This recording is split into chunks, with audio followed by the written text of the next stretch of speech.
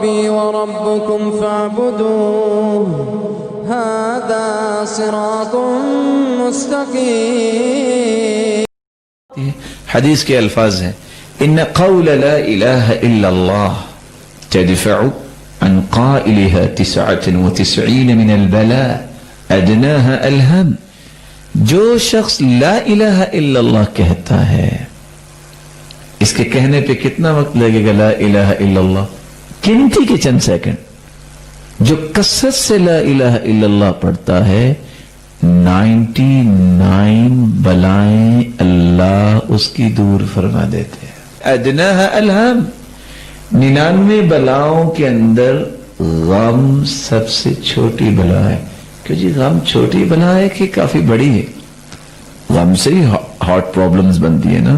اس کا مطلب یہ نکلا کہ غم سے بھی 98 بلائیں بڑی اللہ دور فرما دیتے ہیں. استغفر اللہ.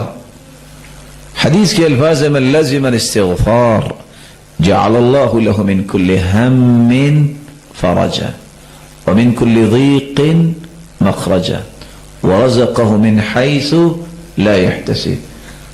چھوٹا سا کلمہ ہے استغفر اللہ. جو کثرت سے پڑھتا ہے اللہ تعالیٰ اس کے ہر غم کو خوشی بنا دیتے ہیں، تنگی کو آسانی بنا دیتے ہیں، اور رزق وہاں سے عطا کرتے ہیں جہاں سے کبھی اس نے سوچا ہی نہیں ہوتا.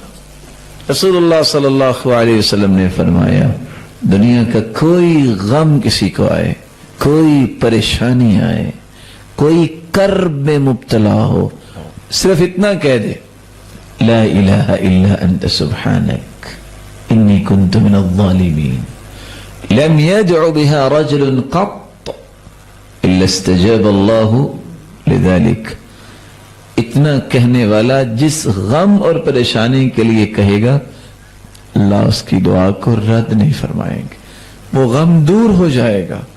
اور رسول اللہ صلی اللہ علیہ وسلم نے فرمایا اللهم انت ربي لا اله الا انت خلقتني وانا عبدك وانا على عهدك ووعدك ما استطعت اعوذ بك من شر ما صنعت ابوء لك بنعمتك علي وابوء بذنبي فاغفر لي فانه لا يغفر الذنوب الا انت.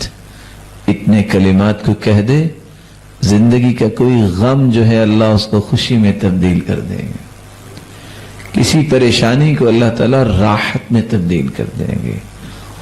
آپ نے سنا ہوگا نیک لوگ کہتے ہیں اور ہم بھی چاہتے ہیں کہ ایسی بات کہیں، کوئی پریشان ہو اس کو کہا کریں، درود پڑھا کریں اللہم صلی علی محمد وعلی آل محمد كما صلیت علی ابراہیم وعلی آل ابراہیم انکا حمید مجید اللہم بارک علی محمد وعلی آل محمد كما باركت على ابراہیم وعلى آل ابراہیم انك حمید مجید.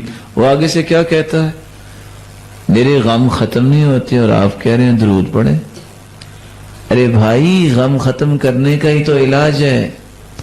صحابی اللہ کے رسول کے پاس آئے، اللہ کے رسول صلی اللہ علیہ وسلم میں دعا کرتا ہوں اور درود بھی پڑھتا ہوں، تہائی حصہ درود پڑھتا ہوں، ٹھیک ہے؟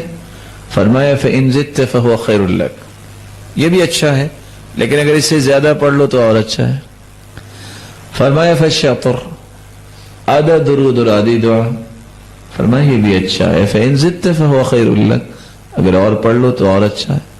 قلت فالثلثین، اگر 2/3 میں درود پڑھ لوں تو. فرمایا فإن زدت فهو خير لك، اگر تم اور زیادہ پڑھ لو تو اور بہتر ہے.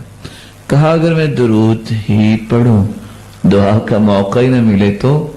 فرمایا پھر خوش ہو جاؤ 2 کاموں کے لیے، اذن تکفى همك ویغفر لك ذنبك، پوری زندگی کے گناہ بھی معاف ہو جائیں گی اور زندگی کا کوئی بھی غم باقی نہیں رہے گا، سب اللہ ختم کر دیں گے.